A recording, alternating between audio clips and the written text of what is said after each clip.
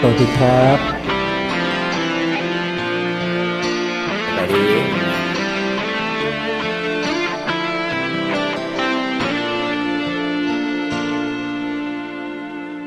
โดดเดียวเดียวได้ในท้องเล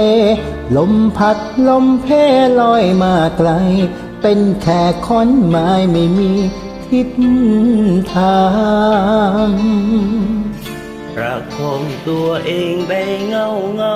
กลางคืนเหน็ดหนาวจนใจจะพังไม่เลือกความหวังอะไรเลยวันหนึ่งน้องสาวลอยคอมามือเจ้าไขว้คว้าคอนไม้ไว้เพียงหวังในใจพยุงให้ลอยจากส่งเธอไปถึงฝันพื้นดินพื้นนั้นยังรอคอยแรงเหลืออยู่น้อยจะไปอย่างไร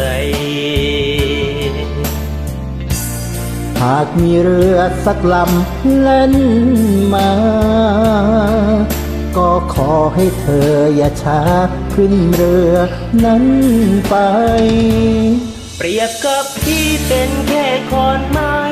ต่อให้รักจะมากเพียงไหนถูกพังไปพึ่งพาก็ได้ไม่นานเปรียบกับพี่เป็นแค่ขอนไม้เกาะลอยคอให้เพียงข้ามวันแต่ฟังฝันขอเพียงให้เรือพาเจ้าไป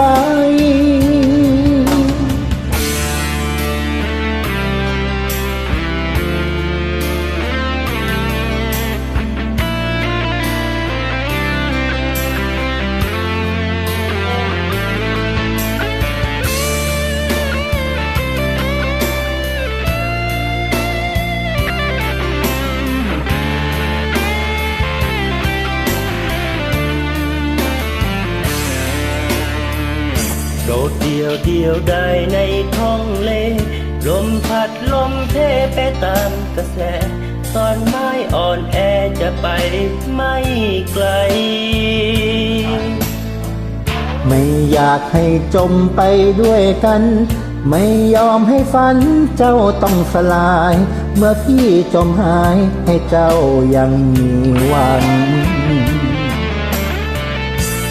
หากมีเรือสักลำแล่นมา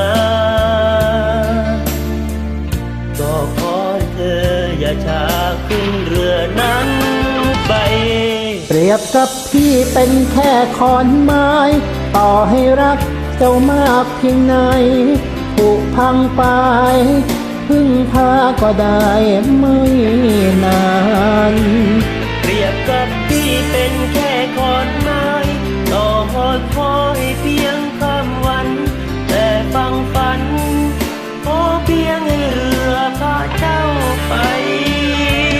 เปรียบกับพี่เป็นแค่ขอนไม้ต่อให้รักเจ้ามากเพียงไหนผุพังไปพึ่งพาก็ได้ไม่นานเปรียบกับพี่เป็นแค่ขอนไม้ต่อลอยคอยเพียงข้ามวันแต่ฟังฝันขอเพียงให้เรือพาเจ้าไป